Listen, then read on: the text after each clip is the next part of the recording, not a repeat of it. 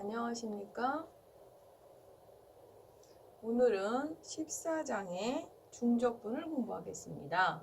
14장의 중적분 1절 구성이 반복적분 먼저 나와 있는데요. 반복적분 먼저 설명하는 게 아니라 중적분 기본 개념인 2절의 이중적분 먼저 설명을 하고요.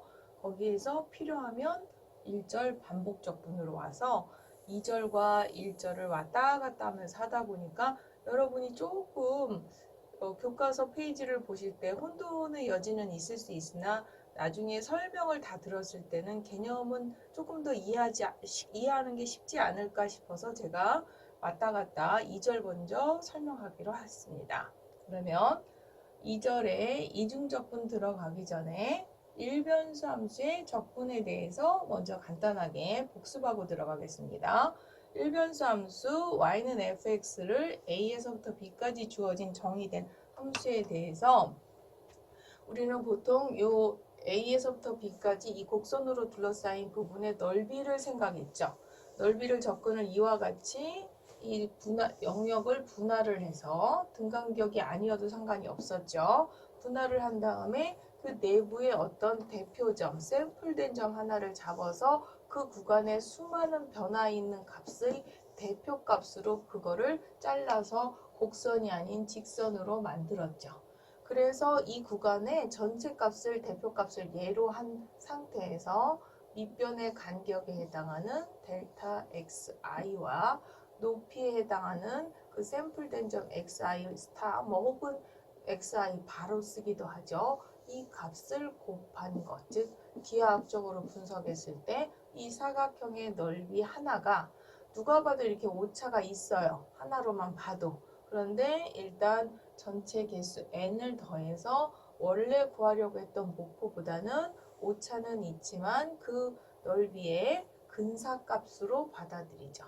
그래서 이 n항까지의 부분합을 우리는 리만 합이라고 하고 이 곡선에 해당하는 넓이의 근사 넓이 값이었죠.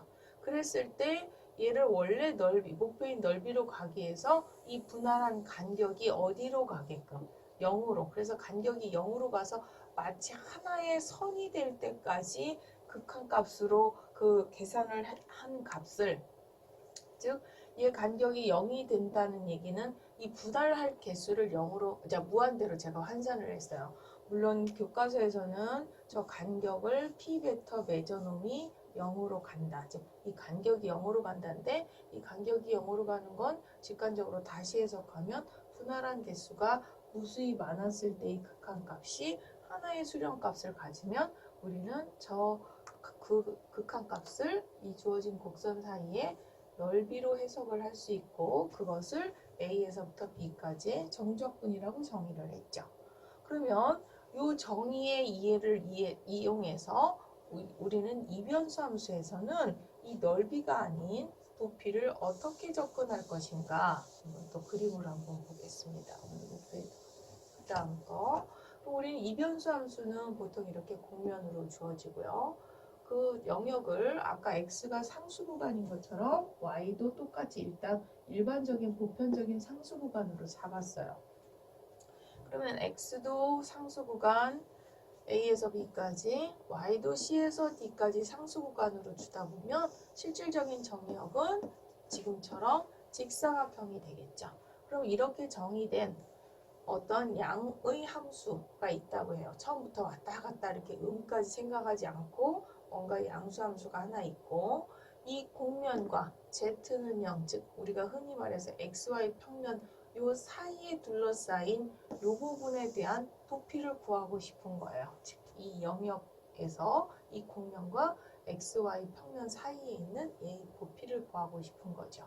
그래서 얘를 아까 일변수의 적분을 넓이를 활용하는 데 방법하고 비슷하게 부피를 어떻게 구하는지 한번 그 다음에 접근을 이 영역을 그럼 분할을 해야 되겠죠? 그래서 그 다음 페이지에 보면 그 영역 R을 이렇게 분할을 하는데 X만 분할하는 게 아니라 Y도 똑같이 분할을 하면서 이 분할한 간격은 꼭 등간격일 필요가 없지만 여기 X번째 I, Y번째, J번째 분할 간격을 여기에서처럼 Rij번째라고 하자.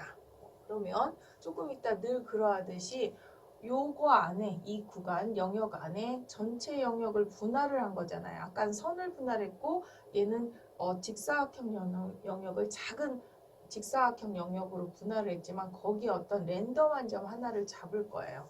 그래서 그거를 xi, yj. 근데 그거를 샘플된 점일 때는 ij번째 구간에 샘플된 점, 이런 식으로 표현하겠다는 얘기인 거예요. 그래서 그 다음 그림으로 보시면 그러면 아까 영역 분할한 점, 즉 한 점만 클로즈업을 한 거예요.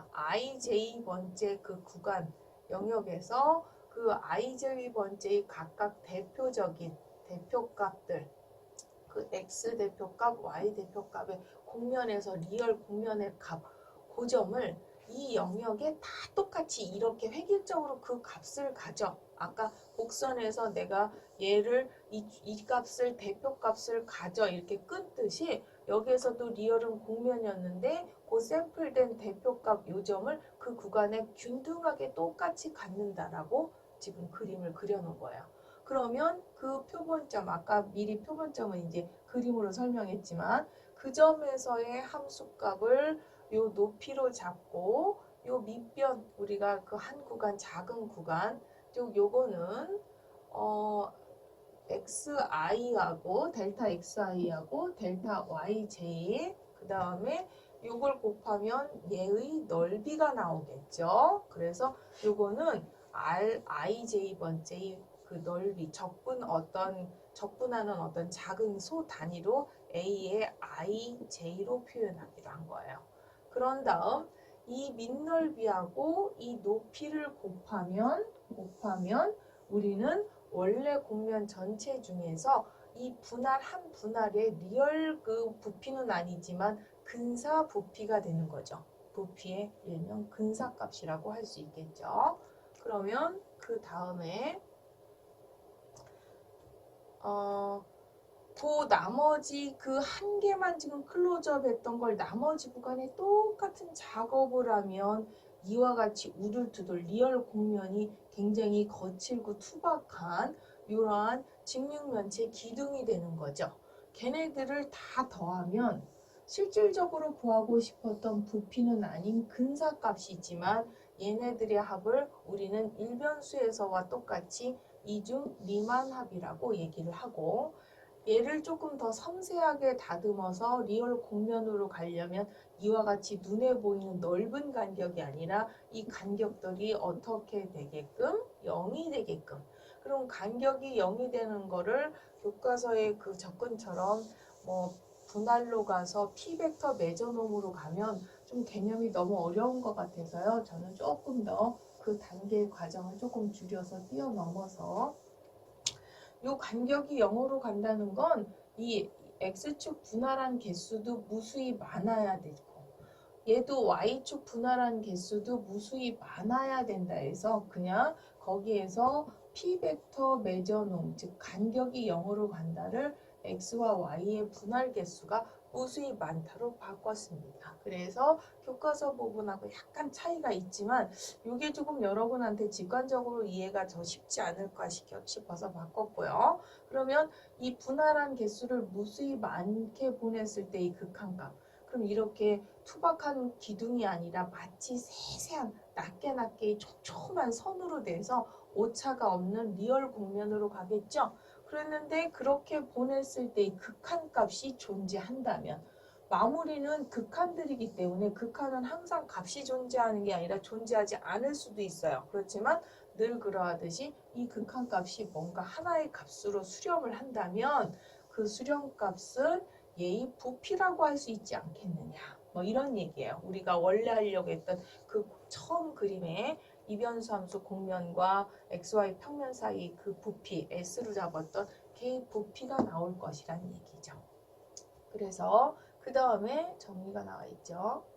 그래서 지금처럼 A에서부터 B, Y는 C에서부터 D까지 그러면서 함수가 0보다 클 때 여기에선 P벡터 매저넘 아까 간격이 0으로 보냈을 때 그 극한값이 수렴해서 걔를 그 부피의 값으로 쓸 수 있다면 요거를 그 영역 안에서 적분 가능하다고 하고 그거를 이중적분이라고 하며 기호는 그 영역 아래에서 F 함수를 적분 2개를 써서 이중적분하고 적분의 어떤 작은 분할 구간을 넓이를 dA로 표현합니다. 그래서 나중에 사실은 요 기호는 앞에서 일변수 1절에 반복적분에서 나왔던 기호인데요. 이제 결론적으로 요새 간단하게 미리 결론만 먼저 얘기하면 이렇게 수렴하는 값을 이중적분이라고 하고 기호는 이렇게 하지만 그럼 얘 계산을 어떻게 할 것이냐. 결론은 이제 반복적분으로 한다. x와 우리가 알고 있는 y 변수에 대해서 반복적분으로 표시할 수 있다. 뭐 이런 의미로 미리 요 기호를 알아두시면 되겠고요. 그럼 이제 지금 한 거를 다시 기하학적으로 밑에 한번 정리가 돼 있죠. f 함수가 이와 같은 x와 y 이렇게 주어진 물론 직사각형 영역이죠. 그 영역에 대해서 함수값이 양이면 그 xy 평면과 이 곡면 사이에 만들어지는 입체의 부피는 그 영역 안에서의 이 함수 값의 이중적분 값이다. 뭐 이런 얘기죠. 부피를 즉 이중적분으로 계산할 수 있다. 뭐 이런 얘기가 되겠습니다. 그래서 중적분을 기하학적으로 분석하면 그것의 부피가 나온다. 뭐 이런 얘기가 되겠습니다. 그러면 우리가 이제 중적분으로 저렇게 계산한다는 건 배웠지만 의미는 배웠지만 아까 식 보셨지만 뭐 극한 이렇게 줄여놨든 뭐 했든 하나로 가든 굉장히 리얼 계산이 불편하고 힘들 거 아니에요. 그럼 실질적으로 실 계산이 가능한 버전이 어떻게 되느냐. 우리가 일변수에서도 고등학교 때는 처음에 우리 대학교처럼 이렇게 뭐 바라든지 스타라든지 샘플된 점이 아니라 걔를 계산 가능하게 이 간격에서 시작점이나 규칙적으로 시작점이나 이렇게 똑같이 시작점으로 자르거나 반대로 끝나는 점으로 획일화해서 식 표현을 가능하게끔 얘처럼 그냥 리만 합에서 쓰듯이 스타나 바로 쓰면 식 표현 구현이 힘들어서 통일성 있게 다 시작점으로 가든지 끝점으로 가서 우리가 수식으로 표현을 했었었죠. 즉 일명 구분구조법이라고 했다면 이변수에서도 정의는 이렇게 배웠는데 그럼 얘 계산식을 어떻게 접근할 것이냐. 그래서 마치 일변수에서의 구분구조법처럼 이변수에서는 그럼 어떻게 하느냐. 그 다음 정칙분할이라는 개념을 이용해서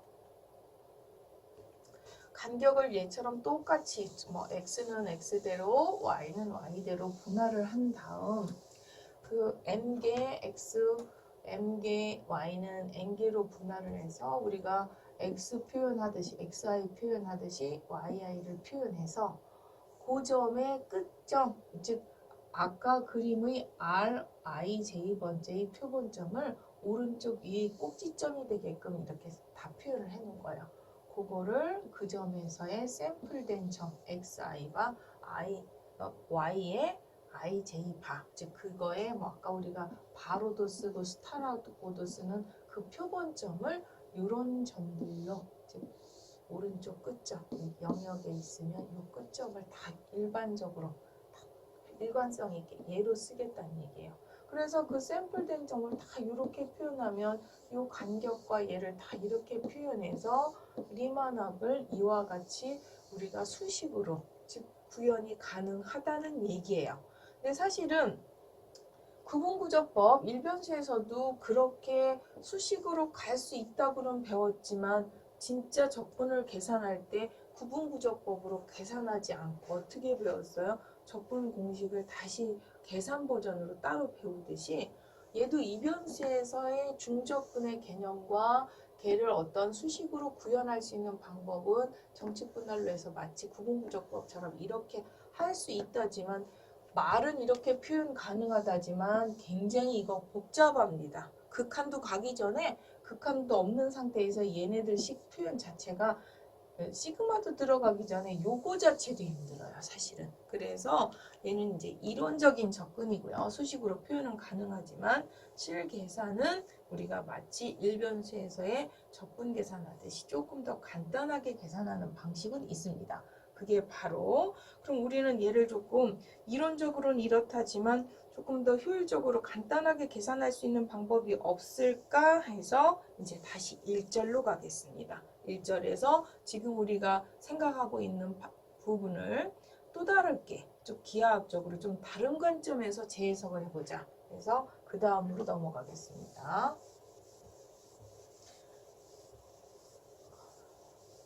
그러면 아까 그 식에 대한 극한값, 아까는 부분합까지만 있었는데요. 걔 부분합에 대한 극한값이 마무리가 돼서 하나의 값으로 모아지면 우리는 그걸 아까 얘기했던 그 영역에서의 이중적분이다. 물론 이거는 제 정칙 분할로 식 구현이 가능한 버전이지만 이제 그렇다 해서 실질적으로 이렇게 쓰기는 쉽지가 않다는 얘기입니다. 그래서 이제 정의는 이렇지만 이제 1절에 있는 내용으로 넘어가겠습니다. 1절로 넘어가면 1절에 뭐라고 나오냐면 반복적분 얘기가 나오는데요. 아까 다시 이제 우리 그 같은 그림이에요. 이 부피를 구하고 싶어요. 근데 이 부피를 구하는데 어떤 관점이냐면 하나의 단면을 하나 지금 그려놓은 거예요. 이 곡선 위에 하나의 단면을 지금 그려놓은 건데요. 그럼 단면을 왜 그려놨냐면 우리가 1학기 때 배운 내용 중에 어떤 A에서부터 B까지 그 사이에 있는 어떤 입체에서 특정한 X 포인트에서의 그 식을 단면의 식을 이 단면의 식이 X식으로 표현이 가능하다면 얘의 부피는 얘를 적분하면 그 부피가 나온다는 정리가 있었어요. 그게 아마 정리 531이었나요? 아무튼 그런 정리가 있듯이 여기에서도 우리가 이 단면을 만약에 X에 대한 식으로 표현이 가능하다면 그 식을 A에서부터 B까지 적분하면 얘의 부피가 나오지 않겠느냐. 이런 얘기예요. 그러면 이 단면의 식이 X로 표현이 가능한가? 그러면 이 단면의 식은 요 원래 이변수 함수 보면 이 식을 어떻게 한 거예요? X는 딱 뭔가 그 상태로 고정을 시키고 Y축에 대해서 적분하면 얘 단면적이 나오죠? 그래서 이게 정말 X의 식이 가능한가 봤더니 그 Z라고 하는 그 이변수 함수를 X는 문자상수 기능처럼 붙박이처럼 고정을 시켜놓고 Y축에 따라서 Y변수에 따라서 C에서부터 D까지 적분을 해보자는 얘기예요. 그러면 여기 있는 Y변수만 적분했기 때문에 X는 변수 같지만 문자상수처럼 가만히 있어서 결과식이 뭐로 나올 거냐면 X식으로 나올 거란 얘기예요. X의 식. 그럼 뭔가 단면식이 X식으로 표현됐을 때 얘의 부피는 걔를 A에서부터 B까지 적분하면 된다. 그래서 이 단면식 AX를 A에서부터 B까지 적분하면 걔의 부피가 된다. 근데 조금 전에 이 단면식이 뭐였어요? 이 Y에 대해서 이변수 함수를 적분한 거였기 때문에 그 AX 자리에 정확하게 얘가 똑같이 들어간 상태가 되는 거죠. 그래서 단면식은 우리가 Y로 적분한 거였고 요거를 걔를 다시 마무리를 X축에 대해서 적분하면 우리가 부피가 나온다. 조금 더 쉽게 좀 설명을 하면 이렇게 해석할 수도 있죠. 이제 이론적으로는 이렇지만 우리가 이제 공대식으로 적분을 어떻게 해석할 수도 있냐면요. 리만압이나 리만압의 극한까지 가지 않아도 우리가 아까 이 단면적의 넓이를 리만압이 아니라 연속적인 선을 연속함수의 합이 인테그럴이라고 보시고 그러면 걔의 넓이가 나온다고 해석을 할 수가 있어요.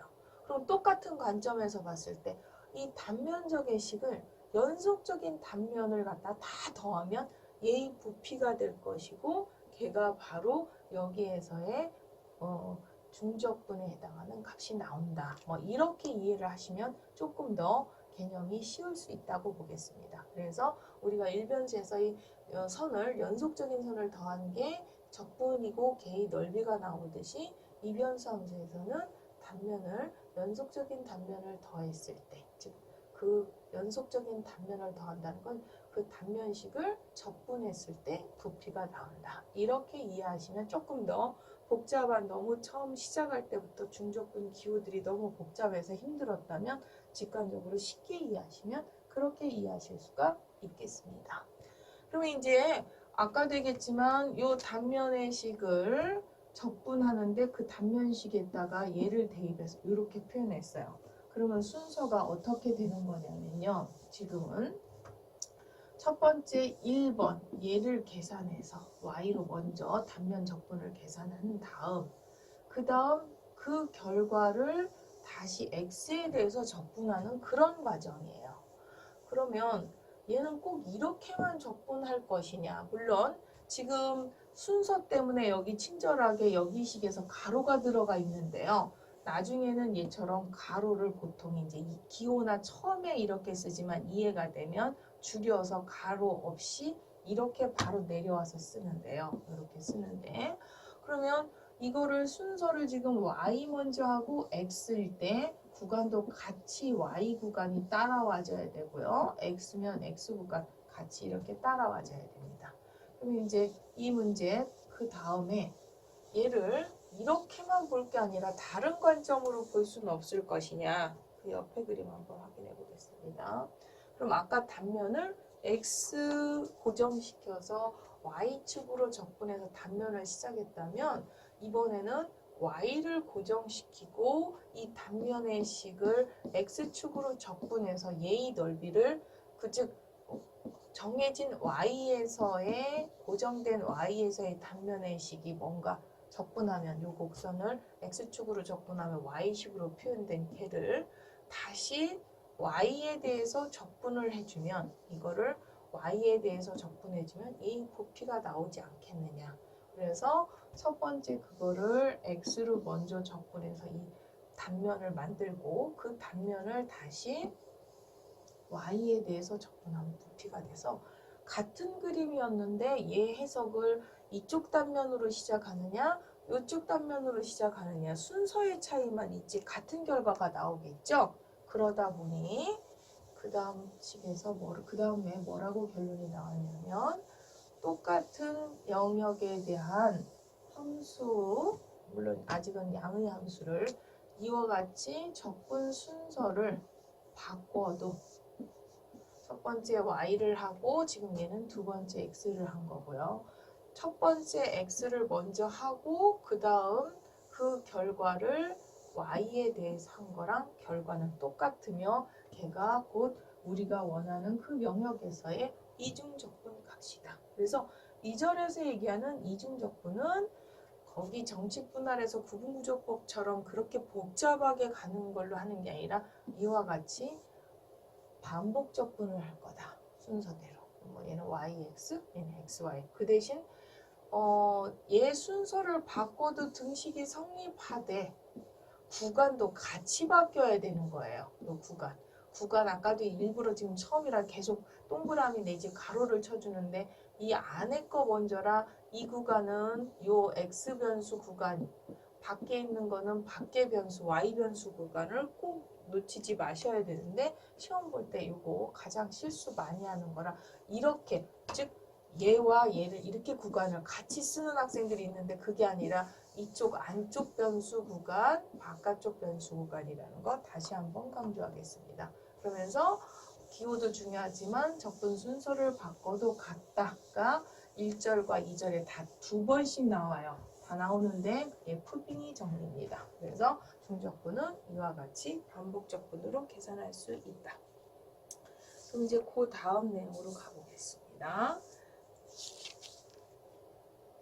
그러면 교과서 예제 1번이요. 교과서 예제 1번에 우리가 그 영역에 대해서 부피를 구하라. 중적분을 이거 1절 예입니다. 중적분을 구하라 라고 하면 이거 함수는 이런 평면인 건 이제 더 이상 그림 설명 안 해도 될 것이고요. 그 다음에 적분 영역은 앞에서 했듯이 x는 a에서부터 b 상수 구간, y도 c에서부터 d까지 상수 구간.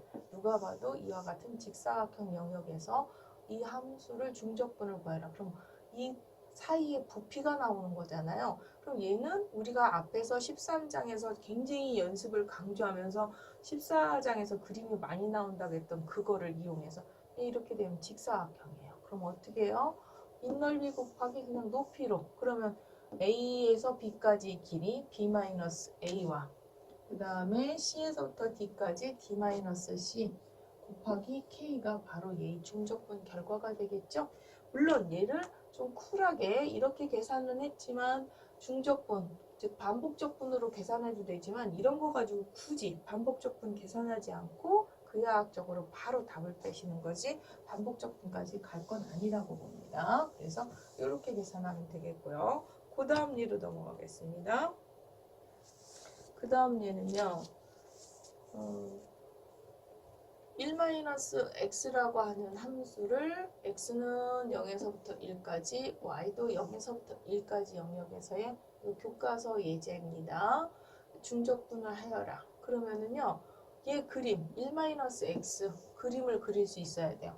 그럼 1-x 그림 어떻게 됐어요? y 변수가 없으니까 x와 z의 관계 얘를 y축으로 쭉 평행 이동한 이런 평면이었죠? 걔를 이런 주어진 x 그 다음에 y 영역에 대해서 딱 자르니까 무슨 상태가 됐어요? 얘를 x는 요만큼, y도 요만큼 자르니까 삼각기둥이 됐죠? 그러면 그 영역을 중적분하면 얘는 이 삼각기둥의 부피가 될 거니까 얘는 어떻게 구하면 돼요?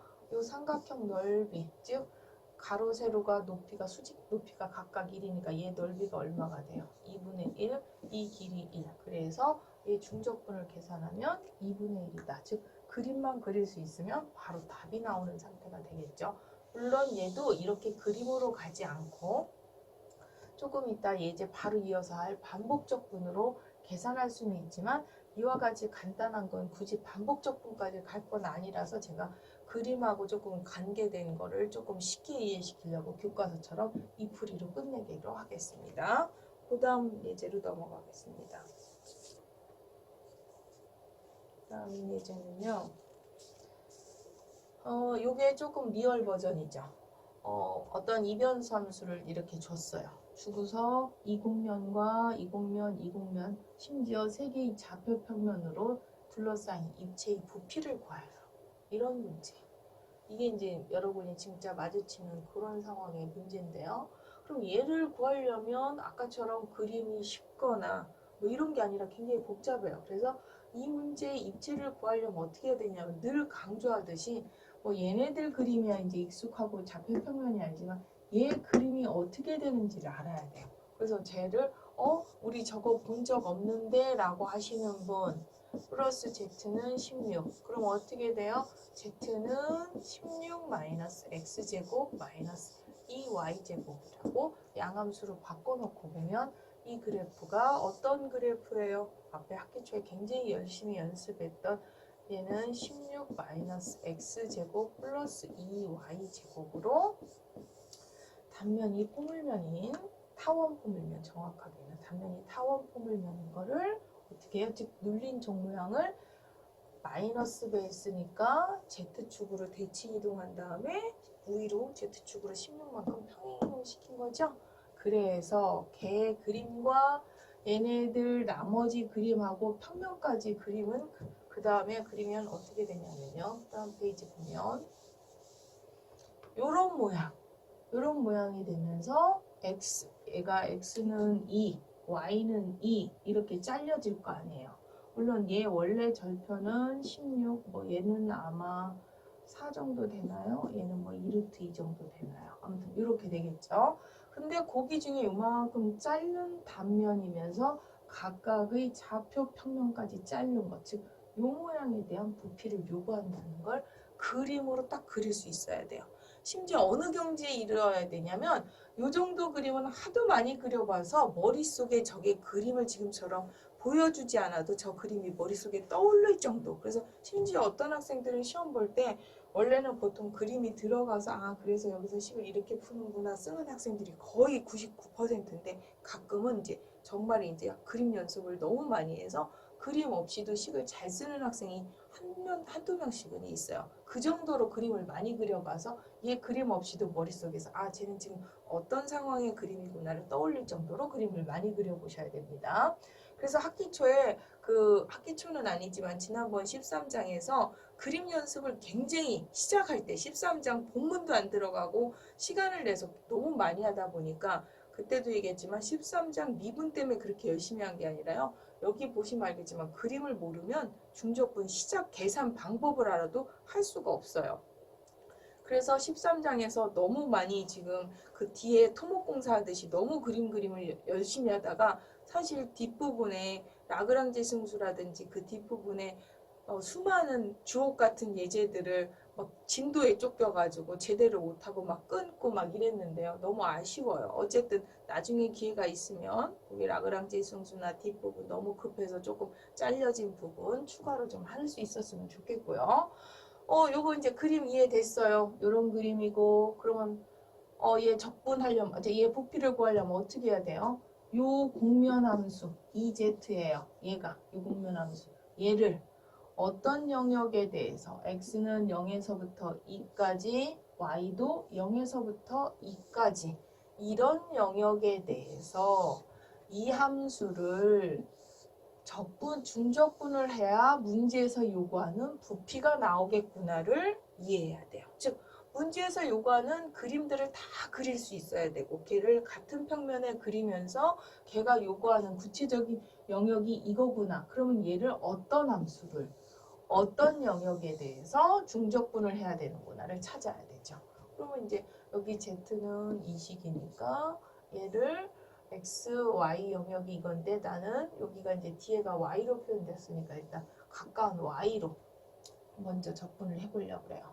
그럼 이제 앞에 문제들은 그냥 기하학적으로 분석해서 중적분 계산, 즉 반복적분을 계산하지 않고 뭐 숫자로 바로 뺐어요. 근데 이제 반복적분 계산할 수밖에 없죠. 쟤를 뭐 계산 암산으로 뺄 수는 없잖아요. 그럼 우리는 이 함수를 이변수 함수를 y로 먼저 적분한다는 얘기는 y만 적분하는 거지 y와 상관없는 얘네들은 마치 우리가 편미분해서 나머지 변수는 문자상수처럼 놓고 미분하듯이 여기서도 마찬가지. 현재 얘는 이 변수지만 난 이 중에 y 변수에 대해서 적분할 거야 라고 하면 y만 변수로 보고 적분하지 나머지는 다 문자상수처럼 놓고 적분을 하면 돼요. 마치 편적분한다고 생각을 하시면 되는 거죠. 그럼 얘는 뭐예요? 상수덩어리예요. y 입장에서. 그러면 상수덩어리 커다란 a라고 보시면 되죠. y에 대한 적분 ay가 될 것이고 얘 적분 조금 내가 너무 줄여놨는데요. 여기에는 이 0과 2를 헷갈리니까 보통은 x, y 중에 y 자리에 0, y 자리에 2를 대입한다. 그래서 0 집어넣으면 다 사라지니까 2 집어넣은 얘를 남은 변수 뭐에 대해서 x 변수 얘 x로 적분하는 건 다 하실 수 있을 것 같아서 계산 결과만 써놨습니다. 그래서 이렇게 x 적분하시면 되겠고요. 그 다음 예제로 넘어가겠습니다.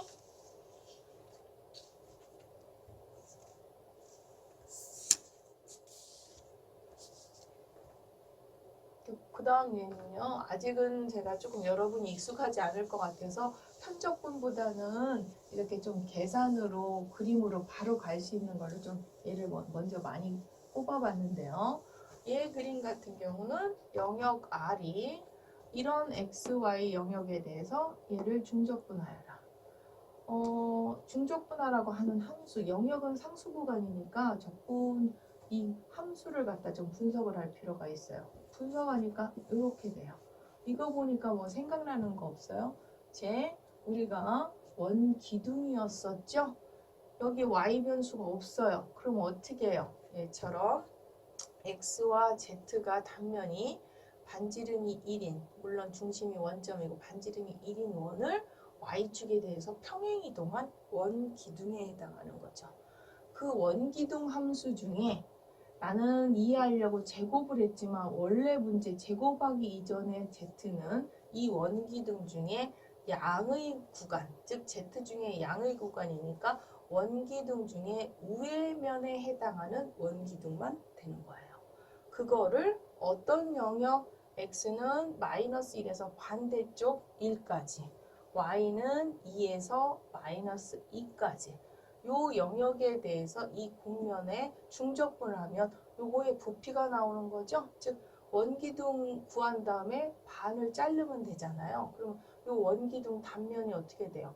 반지름이 1인 원이었으니까 반지름이 1인 원에 그 다음에 뭐 처음에 기둥 4를 한 다음에 2분의 1배를 해도 되고 아니면 처음부터 반원을 하고 전체 길이 4배를 해도 되고 결론은 어느 쪽으로 먼저 이쪽 자르냐 아니면 뭐 전체 하느냐 순서는 상관없지만 그래서 답은 2파이다. 이렇게 빼시면 되겠습니다.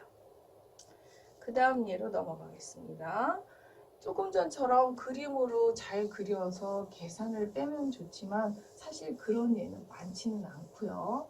얘처럼 이제 다시 현실로 들어와서 이런 영역에서 주어진 함수의 그래프로 둘러싸인 입체의 부피를 구하라. 분명히 주어진 구간에서 양인 건 알아요.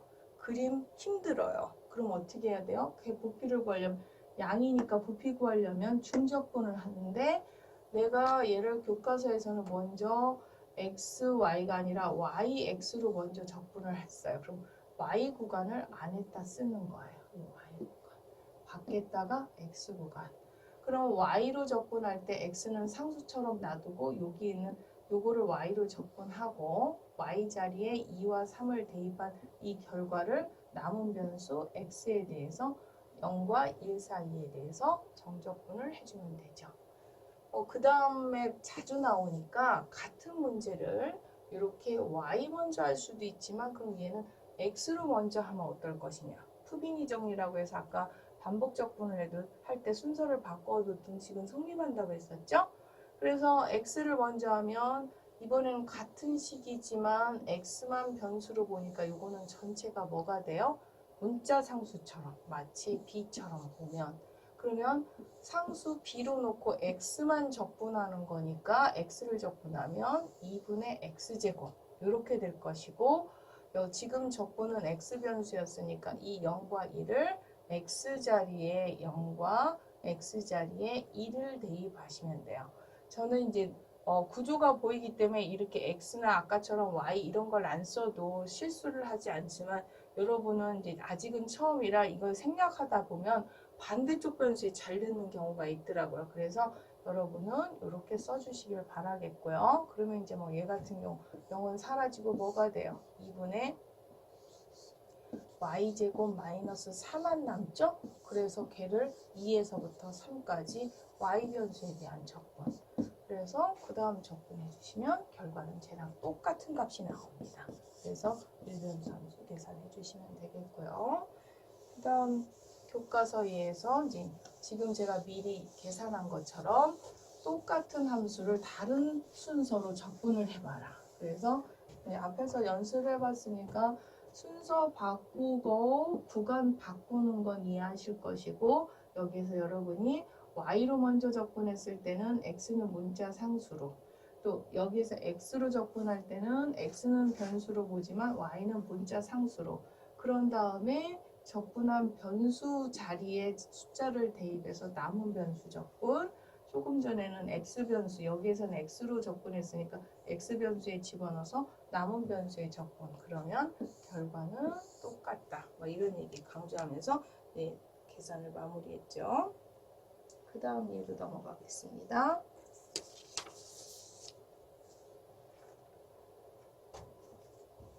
여기 순서를 바꿨어요. 얘도 사실 결론만 얘기하면 순서를 바꿔도 답은 똑같다는 맞아요.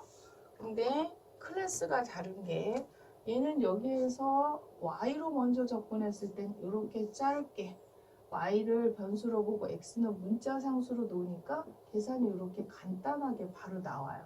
그럼 여기서 y로 놓으니까 x는 상수로 적분돼서 요것도 상수고 얘도 상수니까 적분하면 이렇게 되겠죠. 사인 x, y가 돼서 y 자리에 1과 2 집어넣고 남은 x 변수에 대한 적분 요것도 상수 적분하는 걸로 해서 바로 빠지는데 얘를 순서를 이렇게 바꿔서 x로 먼저 적분하는 순간 부분적분법을 해서 굉장히 복잡하게 와서 지금 부분적분법을 지금 어느 단계냐면 지금 너무 복잡해서 첫 번째 요기 단계에다 저와 같은 구조로 부분적분을 한 거예요. 근데 여기서 끝나는 게 아니라 밖에 남은 지금 또 y 변수에 대한 적분이 기다리고 있잖아요. 그래서 얘를 y에 대해서 적분하려고 보니까 특히 시작한 얘가 힘들어서 여기에다 다시 첫 번째 여기 지금 요거 남은 요 지금 여기 중에 밖에 있는 y 적분 중에 이 첫 번째 거를 부분적분법을 써서 미리 요거만 계산해 봤더니 요렇게 바뀌는 거예요. 요렇게. 그래서 얘 부분적분 구조를 가지고 이렇게 풀고 여기 있는 나머지 이 적분들을 이렇게 계산해서 빼니까 여기 있는 거 플러스 마이너스 얘가 요거하고 적분하면 요거는 지금 플러스니까 이쪽 플러스하고 얘가 서로 지워지죠? 그러면은 첫 번째 얘하고 요거 적분만 남죠. 그래서 두 번 적분이 이렇게 남는데 뭐 요거 적분이야 여러분 이제 계산 굳이 어렵지 않게 뺄 수 있으니까 계산하시면 이렇게 돼서 한 번 안에 적분에서만 힘들게 뭐 부분 적분한다고 해결되는 게 아니라 그거를 밖에 있는 이거 적분할 때 여기에 다시 뭐 부분 적분 써서 굉장히 구조가 복잡하죠. 답은 똑같은 건 이해되는데 그러기에는 순서 바꿨을 때 너무 복잡해서 이제 순서 바꿔서 갔다가 중요한 게 아니라 이 예제는 어떤 의도로 했냐면 이제 순서 바꾸면 같은 건 알지만 어떻게 바꾸느냐에 따라 이렇게 간단해질 수도 있지만 이렇게 복잡할 수 있으므로 나는 이렇게 가지 않고 이렇게 가고 싶은 거 아니에요. 누가 같은 문제 답은 똑같은데 이렇게 길게 쓰고 싶겠어요. 그러면 이런 어떤 계산 흐름을 익숙해요. 이쪽으로 가면 이렇게 복잡하지만 이쪽으로 가면 상수로 잡아서 하면 얘가 이렇게 바로 빠지겠구나. 이런 것들을 좀 어떤 일변수에 대한 적분이 익숙해야만 간단한 쪽으로 갈 수 있고 선택을 잘하면 이렇게 짧을 수 있다라는 걸 보여주는 예입니다. 그래서 간단한 쪽으로 가주라는 얘기입니다. 그래서 왜 계속 두 개씩 풀어놓지? 비교하면서 이런 선택을 해보라는 뜻으로 지금 계산을 해놨고요. 그다음에 이제 우리가 일단은 이중적분의 정의와 기하학적 뜻까지 이해를 했고 개의 어떤 이제 실질적인 계산은 반복적분으로 하며 반복적분도 순서가 바뀌어도 계산할 수 있고 뭐 그 계산의 흐름에 따라서는 간단하게 선택을 잘할 때는 간단할 수도 있지만 복잡할 수 있다까지 계산을 했어요. 그럼 모든 그 이변수 함수는 지금처럼 다 이렇게 적분이 가능할 것이냐? 처음부터 너무 심각하고 수학적인 내용 하면 지겨울까봐 이제 계산을 살짝 돌려서 먼저 했는데요. 사실은 정의를 배울 때 적분 가능성을 먼저 얘기를 했어야 되는데 그 이론만 먼저 쭉 하면 여기도 오기 전에 수학적 이론에 지쳐서 못 올까봐 간단한 핵심에 해당하는 계산들을 먼저 지금 사실 해봤어요. 그렇지만 모든 게 다 이와 같이 계산이 되는 게 아니라 계산이 안 되는 예도 있을 거라고요. 그래서 여러분이 고등학교 때는 적분 가능성을 그냥 대충 모르듯이 느끼고 그냥 별 개념 없이 배웠지만 대학교 와서 적분 가능성 나름 1학기 때 강조해서 설명을 했듯이 여기서도 적분 가능성, 이중적분의 적분 가능성이 간단하게 언급이 됐으니까 한번 보겠습니다. 직사각형 영역에서 정의된 유계함수이면 저 이변수 함수가 그리고서 불연속적인 점들의 집합이 유한계인 연속인 일변수 함수의 그래프에 포함되면 F함수는 영역 안에서 적분 가능하다. 물론 여기서의 적분은 중적분이죠. 근데 나머지는 그나마 좀 다 말이 이해되는데 유한계의 연속인 일변수 함수의 그래프에 포함되면 뭐가 불연속적인 점들의 집합이 이 말 때문에 학생들이 좀 가끔 혼돈되는데요. 이 말을 쉽게 이해시키면 첫 번째 적분이 되려면 일단 유계가 돼요. 유계가 아닌 함수는 적분이 불가능한 거예요. 유계이면서 연속이면 좋지만 연속이면 당연히 적분은 가능한데 만약에 연속이 아니라 불연속이라고 한다면 유한계의 어떤 정역의 곡선 중에서도 계속 연속적인 곡선이 아니라 그 적분 영역 안에 어떤 유한계의 성정도가 불연속인 선들을 요 영역 중에서 요선 한 2개 정도 뭐 몇 개 이렇게 유한계의 선에 대해서 불연속일 때는 적분 가능하다. 이렇게 이해하시면 되겠습니다. 얘를 너무 또 심각하게 뭐 그러면 걔가 무한계인 게 있느냐 어려운 예는 빼고요. 쉬운 예는 그렇게 적분 가능성은 이해하시면 되겠습니다. 그러면 그거에 대한 예 한번 확인해 보겠습니다. 그럼 적분 가능성 x분의 y 10단장 할 때 그림에서 했었어요. 제가 0 근방에서 그때 우리가 불연속이었던 거 확인하셨죠? 그럼 x가 0에서 아까 문제에 있던 불연속이 나왔어요. 그럼 불연속인데 적분이 가능할 것이냐? 그래서 0 근방에서 특히 일부러 0 근방의 어떤 구간, 구체적인 구간에 대해서 얘가 적분 가능한가 계산해 보라는 얘기예요. 그럼 아까도 분석했듯이 일단 얘는 유계만 아닌 게 아니라 불연속이에요. 0에서.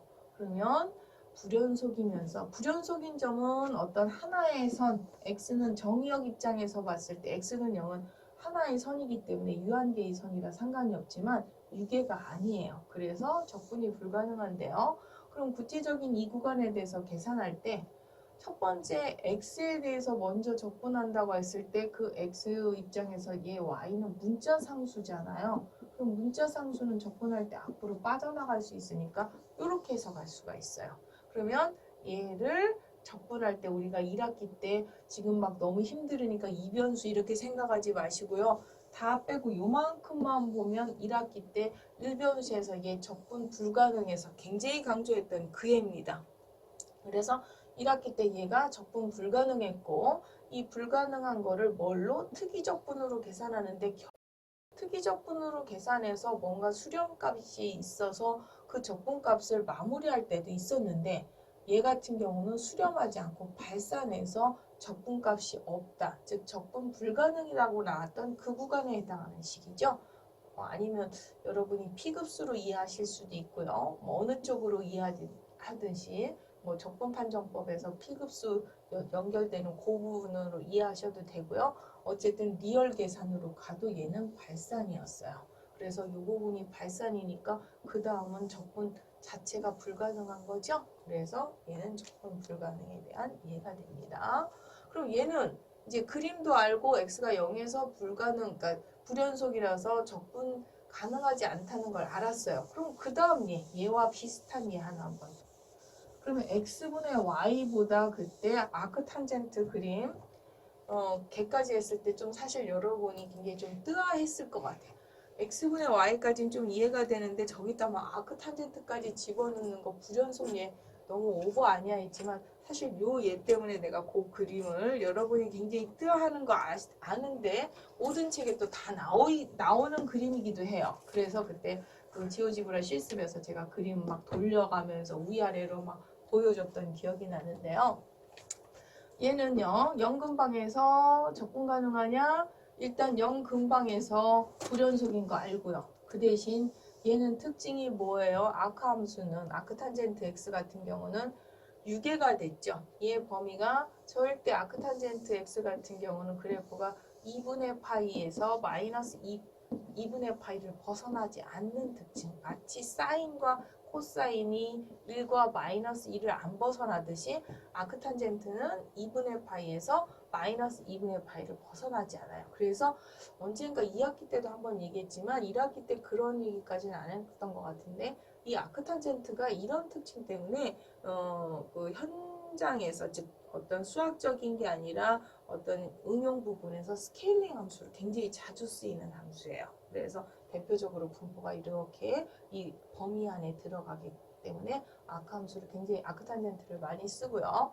어쨌든 이렇게 유계가 되기 때문에 불연속이어도 얘는 적분이 가능하다. 일단 적분 가능으로 왜냐하면 불연속도 어떤 하나의 선 정도, 요 정도 선에서는 적분 가능하다고 있기 때문이죠. 그럼 이제 얘를 어떻게 이런 구간에 대해서 구체적으로 한번 계산을 해보자는 얘기예요. 그래서 걔 계산이다. 이제 그 다음 계산해놨습니다.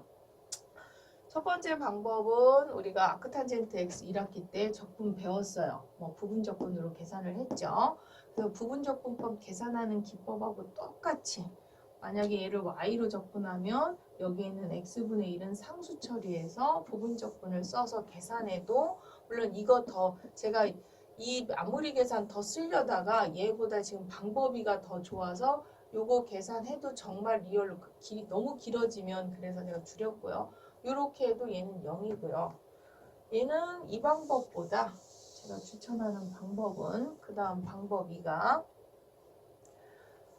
아크탄젠트 함수는 그래프가 아까 제가 간단하게 그렸지만 그래프가 무슨 함수예요? 기함수. 그래서 대칭 구간은 적분하면 0이다로 빼요. 정적분이 아니라 부정적분이 아니라 정적분 이렇게 구간이 있는데 대칭 구간이면 0이죠. 그러면 만약에 지금 아크탄젠트 x분의 y도 똑같이 지금 얘처럼 기함수 얘는 x분의 1을 상수 처리하면 상수배에도 기함수라 0으로 뺄 수가 있어요. 그럼 어떻게 돼요? 우리가 원래 하려고 했던 건 요만큼 적분한 다음에 밖에 x에 대한 적분을 해야 되는데 요만큼 1번 함수의 값이 0이니까 0을 적분해봤자 0이죠?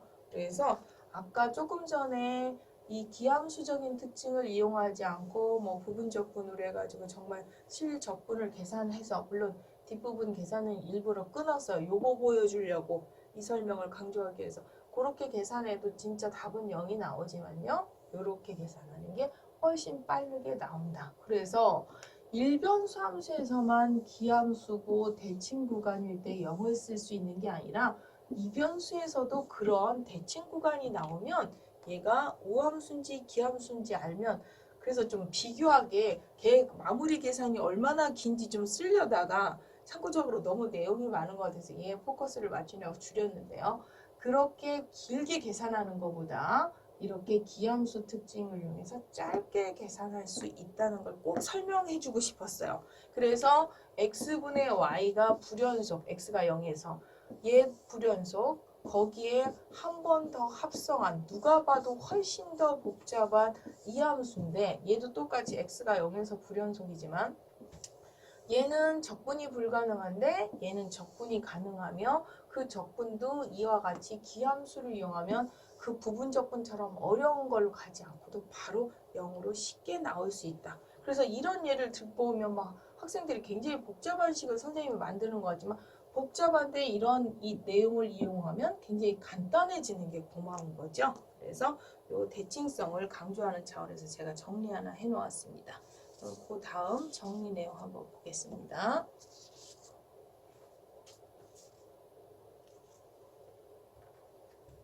그래서 그 아크탄젠트 물론 지금 적분 가능성 얘기하다가 불연속 얘기 뭐 유계까지 했지만 계속 계산의 그 대칭성을 좀 끌고 와서 요 내용을 좀 설명해 보려고 일부러 그 예를 끌고 왔는데요. 우리가 아까도 얘기했지만 x에 대해서 이런 특징을 만족하면 y는 상관없지만 x가 기함수예요. 그런데 x 변수에 대해서 이렇게 대칭 구간이면 y는 대칭 구간이든 아니든 얘를 적분하면 어떻게 돼요? 이 부분이 0 돼요. 그럼 어떻게 되겠어요? 나머지 전체 적분이 0이 되겠죠.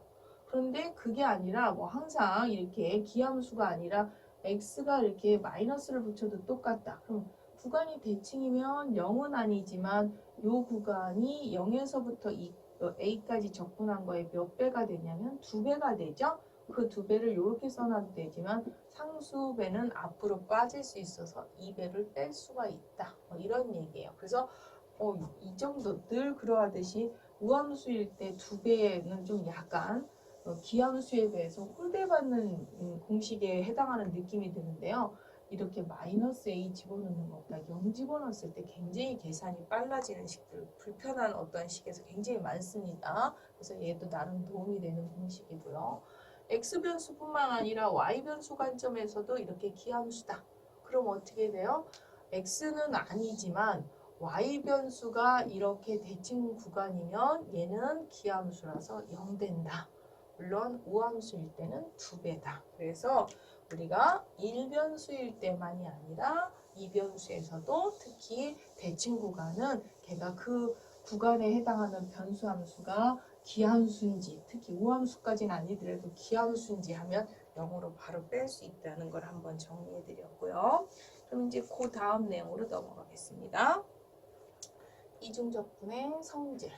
이제서야 이중적분 성질을 하네요. 우리가 이제 이중적분 계산하고 다 해봤는데요. 이변수함이 있습니다. 이게 둘 다 그 합 또는 상수배 얘네들에 대한 중적분은 각각의 적분의 합이다. 우리가 이변수가 아니라 일변수 함수에서의 합에 대한 적분은 각각의 적분의 합과 똑같이 이변수가 돼도 얘가 이변수가 돼도 이변수 함수 합에 대한 적분은 각각의 적분의 합이다. 상수배도 마찬가지예요. 일변수에서 상수배는 그 상수를 밖으로 빼고 F함수 적분의 상수배다처럼 얘가 이변수로 확장이 돼도 상수배는 밖으로 빼고 원래함수를 중적분한 거에 상수 K배를 하면 된다. 부등호 관계가 유지되면 적분에도 부등호 관계 유지된다는 일변수에서의 성립했던 그 공식이 이변수로 확장돼서 중적분에서도 똑같이 성립된다는 얘기가 되겠고요.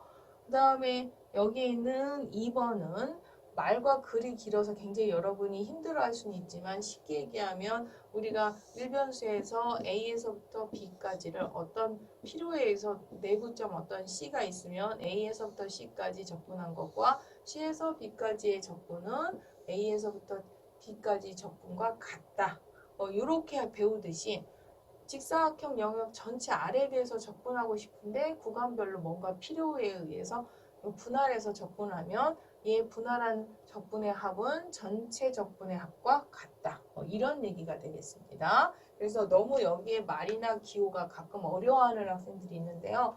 말과 리얼 수학 기호를 다 못 따라오시면 여기 있는 공식의 의미를 가볍게 이해하시면 되겠고요. 그리고 앞에서 그 반복적분에서 버전에서 이거 순서 바꿔도 등식이 성립한다를 그림으로 이렇게 간단하게 보였던 건데 여기에서는 이제 이중적분, 중적분에서 다시 한번 그 푸비니 정리, 적분 순서 바꿔도 등식이 성립한다는 거 다시 한번 나왔고요. 그 다음 내용으로 넘어가겠습니다. 그리고 예제 1번 얘를 갖다가 이거는 이제 2절 예제입니다. 지금 선생님이 예제를 교과서 예제를 하다가 선생님이 만든 예제를 하다가 막 그것도 1절, 2절 왔다 갔다 해서 힘드시는 것 같은데 이거 2절입니다. 2절의 교과서 예제 1번. 저 영역을 F함수에 대해서 중적분하여라. 그럼 얘를 첫 번째 얘는 지금 y에 대해서 먼저 적분했네요. 그러면 안에다가 그 적분해야 되는 y 구간 딱 쓰고요. 그 다음 x를 적분할 거면 밖에다 x 구간. 그래서 y로 적분할 때는 x는 문자 상수 y에 대한 적분. 그런 다음에 그 y 자리에 얘네들 숫자 대입해서 정리된 결과를 x 적분 마무리하면 되고 반대쪽도 해보라는 얘기잖아요. 푸비니 정리 사용해서. 그러면 x로 먼저 적분, y로 적분. 그러면 안쪽에다가 x 구간, 밖에다가 y 구간. 그러면 x로 적분할 때는 얘는 적분이지만 이 y는 문자 상수처럼 처리하고 얘 x로 적분할 때는 이 y가 문자 상수에 해당하는 걸로 놓고 적분을 했죠. 그런 다음에 x 적분이었으니까 여기 있는 섞여 있는 xy들 중에 어느 자리에 x 변수 자리에 3과 마이너스 2를 대입해서 빼서 남은 정리된 식을 y에 대해서 적분하면 이와 같이 결과가 같다. 이런 얘기가 되겠습니다. 그 다음 예로 넘어가겠습니다.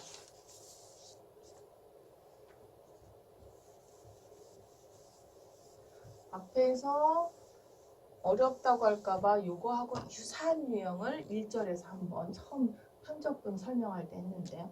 이 곡면, 그 다음에 x는 2, y는 3, 그 다음에 세 개의 좌표평면으로 둘러싸인 입체의 평면을 구하라. 아까는 이게 조금 쉽게 z. 저거 그림 모른다가 아니라 저 z로 정리를 하면 이렇게 되는 거죠. 지금 z는 아까 z처럼 다 옮겨주듯이 4z가 아니라 z는 정리하면 요거. 이 그림 이제 설명 안 해도 되죠. 타원 폼을면 뒤집어서 z축으로 그만큼 x는 2, y는 3, 그 다음 각각의 세 개의 좌표평면으로 둘러싸인 모양은 거의 유사해요.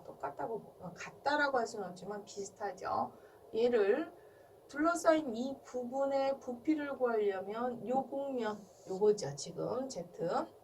이 곡면 함수를 x는 0에서부터 2까지, y는 0에서 3까지 반복적분을 해주면 되겠죠. 그래서 뭐 요 계산이 이제 조금 익숙해졌을 거는 같은데요. x에 대해서 적분할 때는 얘네들은 상수 덩어리처럼 놓고 x 적분, 예, 상수 덩어리. 이런 것도 조금 계산 볼 때 마이너스 4분의 1 y제곱 플러스 9를 한 덩어리로 놓고 한 번에 x로 처리하면 그 다음 계산이 좀 빠르겠고요.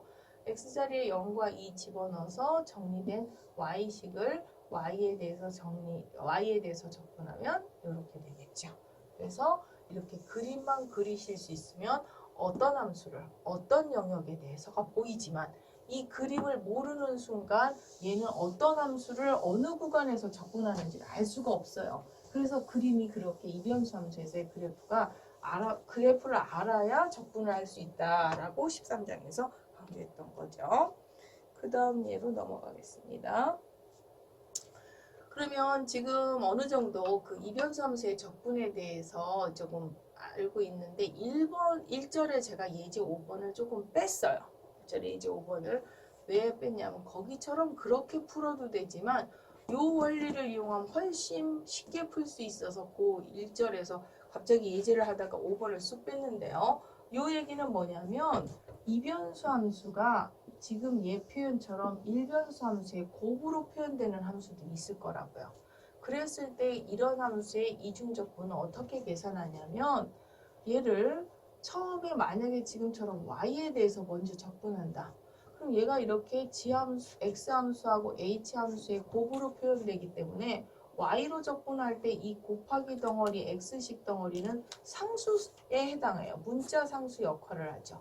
그러면 상수 덩어리는 적분할 때 아까도 미리 간단하게 기교는 보였지만 y 적분하고 상관없으니까 상수처럼 앞으로 빠져나갈 수가 있어요. 이렇게. 그럼 뺐습니다. 그러면 뭔가 그 hy라는 걸 y로 적분해서 정적분하면 얘가 상수 나올 거고요. 그러면 또 이 상수 덩어리를 남은 gx하고 곱한 걸 x로 적분할 때 입장에서는 x하고 상관없는 이 상수 덩어리는 또 밖으로 나가겠죠. 그래서 얘가 밖으로 나가면 C에서부터 D까지 HY의 DY라는 X 입장에서 상관없는 이 상수 덩어리에 해당하는 요만큼이 밖으로 나가고 그러면 남는 GX만 X에 대한 적분을 하는 게 되겠죠.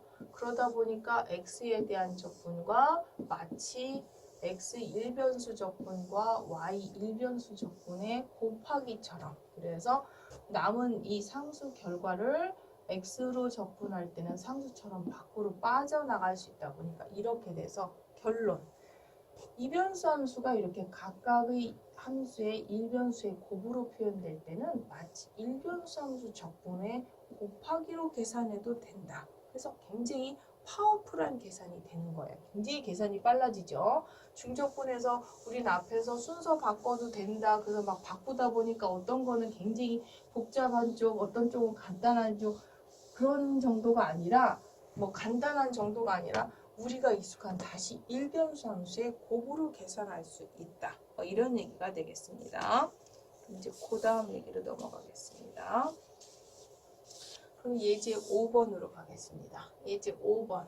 이게 다시 미안한데 1절의 예제 5번이에요. 1절의 예제 5번을 이렇게 풀어놨어요. 조금 전에 그 정리를 이용하지 않고 그냥 x와 y 순서대로 적분했던 걸 일부러 비교하려고 제가 다시 우리 지금 내용 밑에도 뭐가 있냐면 뭐 2분의 1로 바꿨지만 예제가 있어요. 예제 6번. 근데 지금 이 공식을 익숙하라고 일부러 그 관련된 예제가 예제 6번 하나 현재 예제 하나밖에 없어서 일부러 5절에 있는 거 하나 더 끌고 와서 이 방식으로 풀 수 있다 해서 일부러 갖고 왔습니다. 그럼 얘를 sin x와 코사인 y다. 그럼 어떻게 해? 이게 각각 일변수 함수의 곱이니까 sin x는 x로, 코사인 y는 y로, x 구간, y 구간 이렇게 적분하면 계산은 훨씬 일변수의 적분이니까 빨리 될 수가 있겠죠. 그래서 요거 계산이 굉장히 효율적인데 잘 적용을 못해서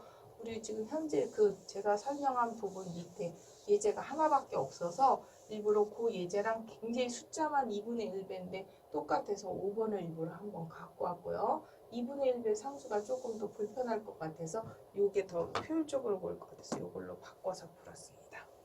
이제 그 다음에요. 일반 영역에서의 이중적분. 지금은 우리가 계속 상수 구간, x도 y도 둘 다 상수 구간에 대한 적분만 했거든요. 근데 그게 아니라 이렇게 좀 더 일반적인 영역에서의 이중적분이 있을 수 있다는 얘기예요. 그럼 우린 지금 직사각형 영역에 대해서 뭐 분할을 했는데 얘를 가지고 어떻게 적분하지? 라고 생각하는 얘를 다시 직사각형으로 이렇게 쟤를 포함하는 영역 D를 포함하는 직사각형 영역으로 확장을 하면 지금 현재 리얼 상황은 이 영역에 대한 공면인 거잖아요. 걔를 확대했을 때에 해당하는 함수는 이 어떻게 잡을 거냐면 이 D라는 영역에서는 얘랑 똑같은 함수값을 갖는데 그 밖의 구간 확장한 이 부분에서는 함수값이 다 0인 걸로 처리를 하자는 얘기예요. 그랬을 때 이 영역에 대해서 이중적분을 하면 되지 않겠느냐. 우리가 이 영역에 대해서 정의를 해놨으니까 직사각형 영역에 대해서. 그러면 얘가 이렇게 해서 적분이 되겠느냐. 리얼 얘기는 얘가 불연속인 구간이 요 곡선, 경계선, D 경계선 요건데 적분 가능성에서 아까 뭐라 그랬냐면 불연속인 점이 유한계의 연속인 곡선이면 지금 같은 경우는 하나죠. 이러면 적분 가능하다고 했기 때문에 적분이 가능하며 얘 같은 경우 함수값이 0이라서 원래 이거하고 같은 부피, 즉 같은 넓이, 같은 적분값이 나올 것이다. 그래서 요거를 확장된 영역, 여기 같은 경우는 D가 아니라 지금 R이 되겠죠. R 영역에서. 그러면 이제 물론 R이라고 해도 계산 결과는 D에서의 그 값으로 또 다시 나온다고 할 수 있겠죠. 그래서 이렇게 확장해서 일반 영역에서의 적분 개념을 확장 해석을 했습니다. 그러면 그 다음 넘어가면 그 일반 영역도 그러면 아까 직사각형 영역에서는 적분 순서를 반복적으로 적분하고 순서도 바꿀 수 있다고 했는데 일반적인 영역에서는 적분 계산을 그럼 어떻게 할 것이냐. 얘가 적분 영역 타입이 이런 타입과 잠깐 그 다음 타입을 먼저 보시면 이런 타입, 두 가지 타입이 있는데요. 여러분 교과서 지금 몇 페이지냐면요. 596페이지 두 가지 타입이 다 있어요. 그러면 요 타입, 두 번째 타입 먼저 설명하고 가면 y는 상수 구간인데 x가 어떤 곡선, 식으로 표현되는 것들. 그래서 뭐 x가 작은 쪽을 보통 뭐 1, 큰 쪽을 2라고 하면 여기서 y가 힘들면 여러분이 뭐 h라고 생각하셔도 돼요. h2y 이렇게. 그 다음에 얘도 이쪽이 작은 쪽을 뭐 h1y 그 다음에 요거를 h2y 이런 식으로 생각을 하셔도 되겠고요. 그 다음 타입 1을 다시 분석을 해주면 타입 1은 이번에는 x는 고정상수인데 y쪽이 뭔가 곡선식으로 그래서 작은 쪽을 y1 그 다음에 큰 쪽을 y2라고 하면 이 y들이 낯설고 불편하실까봐 제가 G로 바꿔놨어요. G1, G2 그래서 작은 쪽 곡선 G1 큰 쪽 곡선인 G2 사이에 있는 이런 타입 두 가지 타입으로 나뉘는데요. 크게는. 그럼 그 타입에 따라 타입은 그럼 어느 정도 그런 타입인지 아는데 그런 일반 영역에 대한 적분은 어떻게 되느냐. 얘는 누가 봐도 얘를 먼저 적분하면 식으로 나오지만 그 다음 얘로 적분하면 적분 구간이 이거다 보니까 상수, 우리가 원하는 뭔가 부피든 이런 상수로 마무리가 될 수 있지만 반대로 얘를 먼저 상수 구간 적분할 때는 문제가 안 되지만 나중에 얘로 적분하면 식으로 나오다 보니까 적분이 불편하죠. 그래서 이렇게 구간이 분석이 됐을 때는 얘를 먼저 적분하고 상수 구간을 나중에.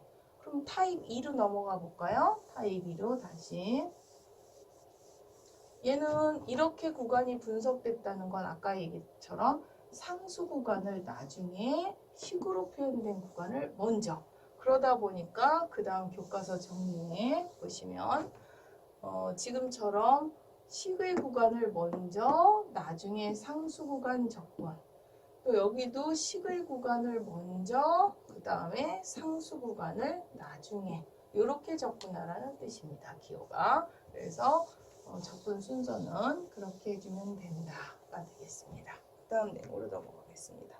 그러다 보니까 이 곡선, 익숙한 곡선 이거와 x제곱 이 x 플러스 3으로 둘러싸인 영역, 이 D 영역에 대해서 이변수 함수 얘를 이중 접근하여라. 그럼 영역이 직사각형 영역이 아니니까 아까처럼 뭔가 분석을 해야 되는데, 하나는 상수, 하나는 식의 구간으로 분석할 때 이 두 개의 그림은 왜 이렇게 되는지 설명하지 않고 바로 넘어가도 될 것 같아서 바로 넘어가면, 누가 봐도 x는 상수 구간으로 뽑아야 되고요, y를 식의 구간으로 빼야 돼요. 그럼 x를 상수 구간으로 빼려면 이 두 식의 교점의 좌표를 찾아서, 즉 연립으로 교점을 찾아서 그 교점의 x좌표들을 찾아야 되겠죠. 이렇게. 그래서 x좌표, 요 구간이 x에 대한 상수 구간. 그럼 x 구간은 이해됐어요. 이제 그럼 y는 어떻게 되느냐. y는 이쪽이 y쪽 방향으로 봤을 때 y가 큰 쪽이 이 직선 1차지만 2차인 얘보다 더 크죠.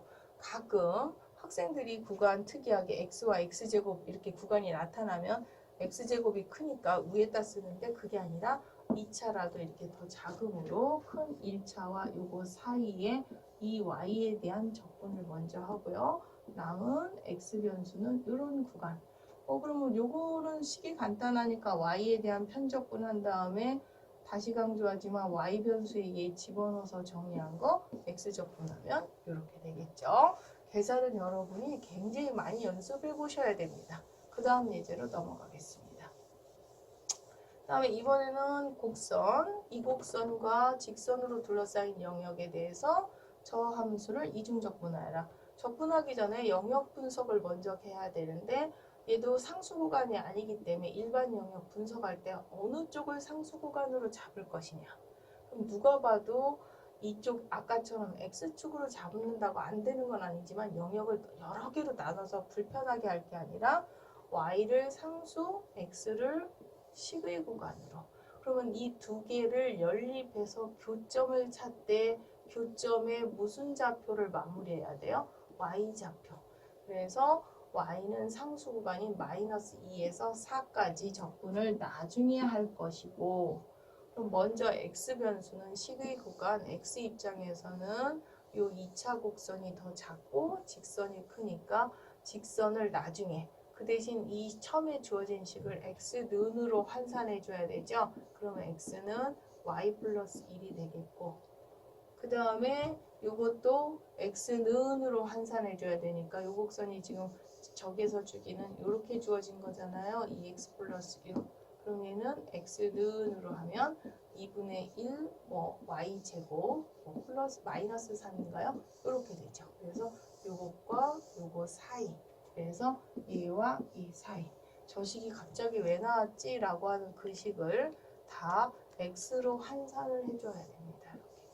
이렇게 x로 환산해서 이 구간에 대해서, 그래서 x를 이거와 이거의 이 식은 이 식을 다시 x 관점으로 다시 바꿔줘야 돼요. 그래서 요거와 요거 사이를 x에 대해서 접근해서 x 자리에 대입해서 쭉 나온 걸 y에 대해서 마무리 접근해주면 이렇게 되겠죠. 그 다음 예제로 넘어가겠습니다.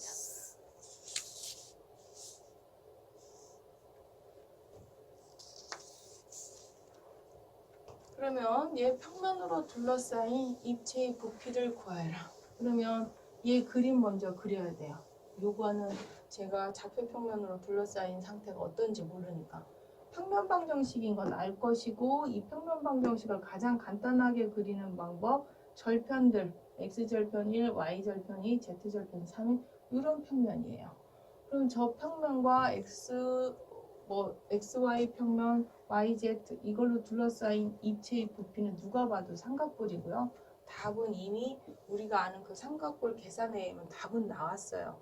답은 나왔으나 우리는 지금 얘를 영역 연습을 하는 거니까 적분해야 되는 영역을 표현해야 돼요. 그러면은 얘 선이 어떻게 될까요? 요 선 적분해야 될 단면 얘를 찾아야 되는데 단면 그림 여기서 x절편, y절편이 있으니까 이걸로 직선을 구해도 답은 나오지만요.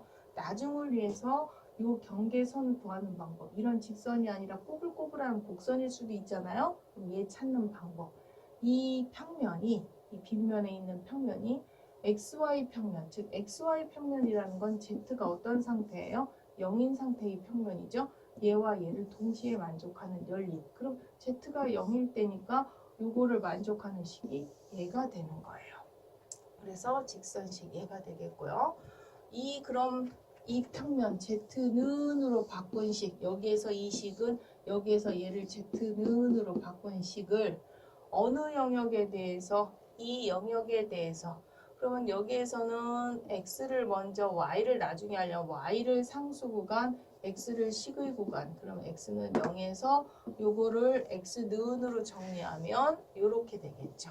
그래서 x 먼저 적분, 나중에 y 적분해서 계산해줘도 되고요. 참고적으로 얘는 순서를 바꿔서 그러면 y를 상수 구간으로 하고 x는 y는 상수 구간, x는 식의 구간으로 하면 x는 그럼 어떻게 되겠어요? 얘는 1 가만 있어봐요. x는 1 얘가 어떻게 될까요? 제가 1 아니군요. 2 y는으로 빼야 되니까 y는 2 2x 이렇게 되겠고요.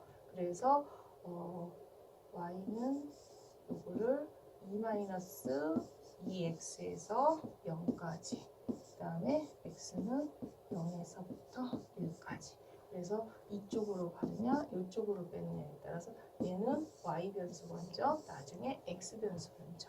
그래서 아까는 x, y면 순서를 바꾸려면 구간을 이렇게 바꿔서 적분해주면 되겠죠. 그래서 같은 함수를 어떤 영역에 대해서 어떤 순서로 적분하느냐까지 해봤고요. 그 결과가 같은 것까지 확인해 보았습니다. 그 다음에 적분 순서 바꾸는 내용이 참 한참 길은데 지금 너무 시간이 오버돼서 그 적분 순서 바꾸는 걸 다 이어서 하기는 힘들 것 같고요. 여기에서 조금 더 복잡한 예는 다음에 묶어서 적분 순서 바꿔서 하는 걸로 하겠습니다. 오늘 수업은 여기까지 하겠습니다. 수고하셨습니다.